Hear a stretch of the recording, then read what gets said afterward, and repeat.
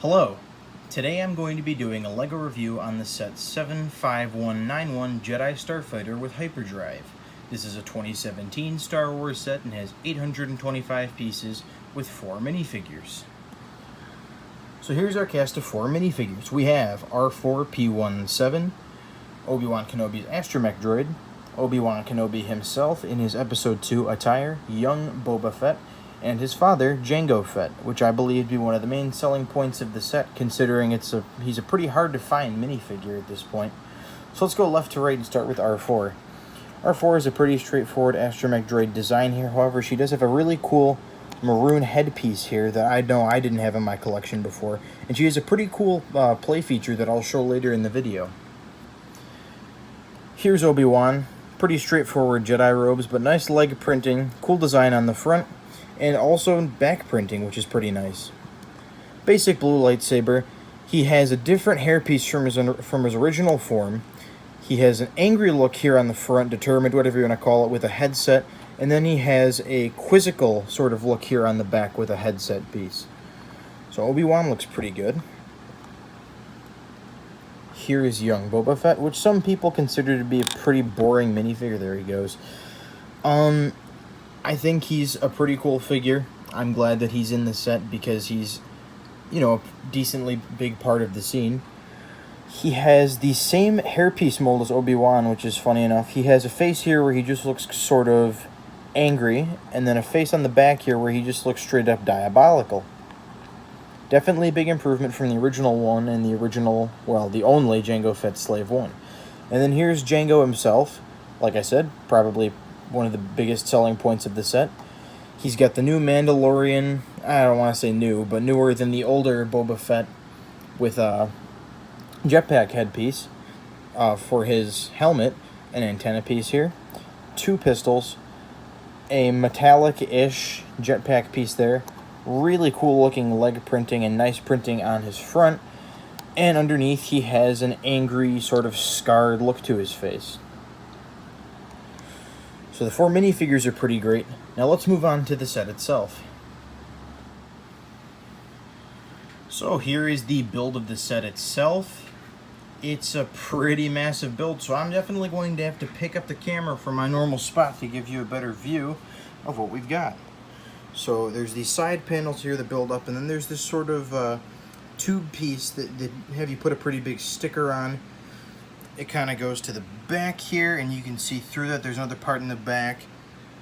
And these panels, I will tell you, that will take up most of the 825 pieces in this set, because they're very tedious to build, and yeah, that's definitely what took me the most of the time to build in this set.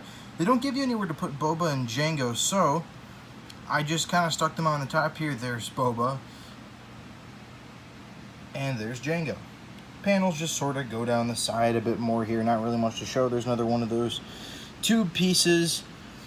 And then a feature that I really like is the handle here featuring these clear Technic pieces. And I really like this handle because in a lot of sets, they include handles that make it seem like the handle is part of the ship and it looks kind of movie inaccurate. Here, it's completely invisible. You're not supposed to believe, hey, this is part of the hyperdrive ring. This is just supposed to be something you pick up the set with. It's not really there in the movie, and I really like that. And so here's Obi-Wan's Jedi Starfighter, main part of the set, where Obi-Wan sits over there, and there is R4. And you can kind of put these flaps down for show. They don't really do anything to keep his Starfighter down, because the main way to keep his Starfighter down is by pushing in a button and then lifting. Kind of hard to do with one hand, so I'll just do it off camera. And so now that it's off the hyperdrive ring, here's Obi-Wan's Jedi Starfighter itself. You can see that the lightsaber has a storage space underneath here, which is always nice. And you can see R4 right here, and she actually spins around on a rotating piece, which is pretty cool. But you may notice that it's just the headpiece, unlike most of the Clone Wars Jedi Starfighters. So, if you take a look, her body actually goes in here, and you can remove it, and if you really wanted, you could put her head back on. I feel like a lot of sets don't really do that, which is pretty cool, and I really enjoyed that. The cockpit piece here looks a little odd to me. I don't know what it is. And there's Obi-Wan in there. He's got a printed piece for his like little control panel there. Yeah, it just looks a little bit odd to me, but I still think it looks nice. There's the little flagship part back there. I think that looks pretty cool. Some stickers all over here. Nice lime green sticker right here. I really like that color accent. And then you get some stud shooters here. I don't really think stud shooters are that cool or use them, so I'm not going to really display them, but there's that. And if you take a look on the bottom, kind of blocky, just tipped over there. And it has one piece of landing gear, different from some of the older Starfighter designs, because all it needs really is this blocky piece on the back here, and then for this landing gear, wherever it went, there we go, to go down,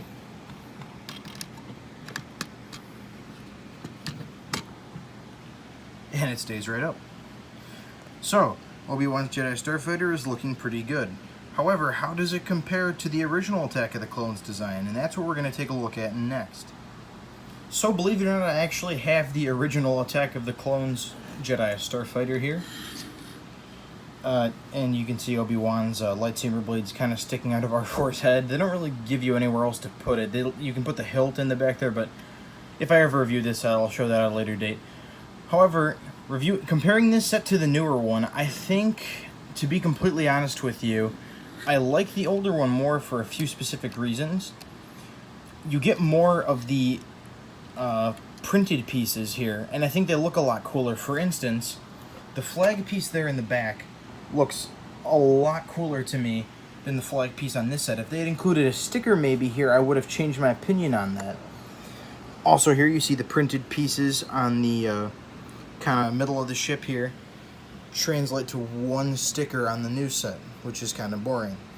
There's stud shooters on the new ship, which for people who actually want to use stud shooters, that's a pretty cool feature. That's a definite improvement because you just have kind of these things on the old one.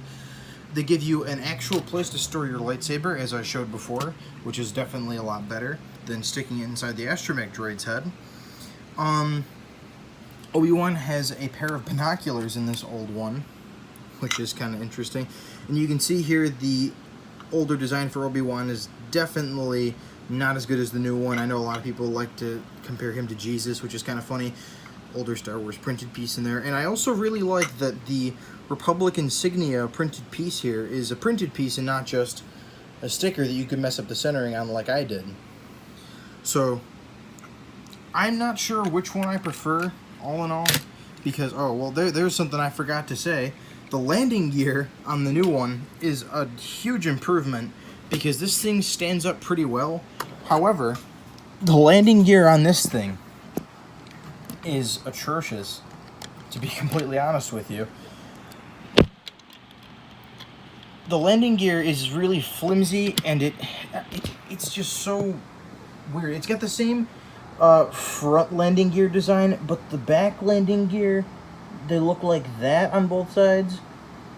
And pushing down on this, even just a little bit, well, of course it didn't happen there, but yeah, pushing down just a little bit makes one of the pieces collapse, and it's kind of flimsy, and I really don't like that. And that's maybe my biggest issue with this set, because otherwise I really like it for nostalgia value, because I always wanted this set growing up. And to be honest, the printed pieces are a lot cooler. But I think all in all, I prefer the newer one because it's easier to play with. The minifigure design is cooler, and the R4 play feature is a lot cooler, and R4 in general is a lot more accurate than this. This is literally just R2-D2, except they were like, hey, you know how R2 has blue features on him? Let's make those red. No, they took a whole new design route for the newer R4, and I like that a lot more. Aside from the fact that in this set, you only get R4's head, not her whole body like you do in this one. Her head can't rotate on this older one. And even if she did have a body, there'd be no place to store it on here. So I think, like I said, all in all, the newer one is better. I think the minifigure looks better. There's a place to store the lightsaber so that you don't get something awkward looking like this.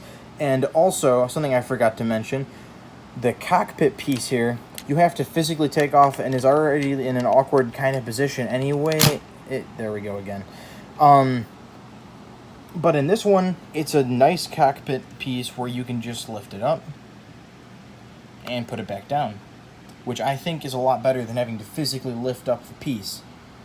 LEGO obviously finished, you know, the final design. I wouldn't say final, I'm sure it'll improve eventually, but they definitely improved the design of the cockpit piece, and I'm really glad for it, because this is just not good at all.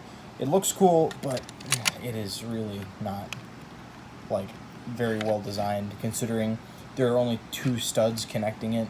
I just feel like that isn't very good, but yeah, so that is my review and comparison of the 2 Episode 2 Obi-Wan Jedi Starfighter sets. I figure at some point I will probably review this set on its own, and I won't need to compare it then, because I've already compared the 2 of them. So I'm not going to go too much more in depth on this and the things I like about it. But, move out to this side there. I think if you can find this set, it's a set that I definitely recommend, especially as someone who likes the prequels and grew up with them like I did. Because to me, this scene where Obi-Wan is chasing Jango Fett and Boba Fett through the asteroid field is an extremely nostalgic scene to me, and I always thought that was cool growing up. The space battle, the sound effects from the bombs that Jango dropped and everything, it was a really cool scene to me. And if you can manage to find this in stores still, which I had a tough time doing, because it seems like this is sold out just about everywhere, I definitely recommend picking this set up, especially if you can get it at a discount from its original $100 price point. I was able to get this set off of Amazon for $83, which is a nearly 20% off improvement. Aside from the fact that, like I said, this is pretty hard to find in stores. I have never seen this set for sale in stores because I wasn't really looking for it for the longest time. And then I kind of saw it and I was like, hey, this set's pretty great. And I looked in stores and it's sold out everywhere, and Walmart's only listing for it as secondhand through Toy Wiz or whatever. So I just got it off of Amazon, and I'm surprised that people are asking as much for it secondhand as they are, considering you can get it for Amazon for under MSRP. So that's my review of the 75191 Jedi Starfighter with Hyperdrive. I hope you enjoyed it, and leave a like and subscribe. Thanks for watching.